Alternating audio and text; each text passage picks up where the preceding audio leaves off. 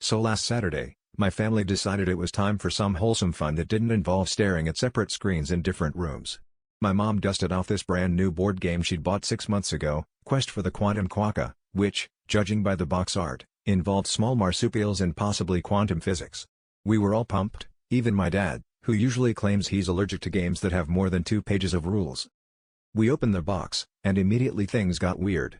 Instead of the usual game board and little plastic pieces, the box contained a single glossy fold-out and a deck of cards that looked suspiciously like they'd been printed at Office Depot. The instructions were extensive. There were diagrams, charts, and footnotes referencing Appendix C, the Quokkadex. Undeterred, we set up the board, the glossy fold-out, shuffled the cards, and started reading. And reading. And reading. After 2 hours, we'd only managed to figure out how to initiate Phase 1, marsupial calibration, which involved everyone humming in harmony while passing a card clockwise. Eventually, my brother declared we were overthinking it. "Let's just play and figure it out as we go," he said, confidently drawing what we assumed was the first card. It read, "Advance your quokka to the photon accelerator."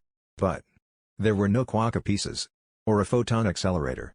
Just the fold-out, which looked exactly like the cover of the box, and the cards, which mostly had weirdly specific instructions like rotate 47 degrees counterclockwise or apologize to the nearest marsupial.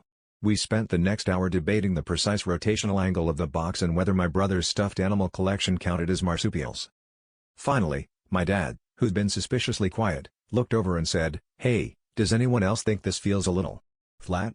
It was then we realized the board was actually just the box cover, and we'd spent 3 hours trying to beat a game that, according to the fine print, was for decorative purposes only. So, yeah, the only thing we actually conquered that night was our collective reading comprehension. Guess we really lost our board game, and found our board game.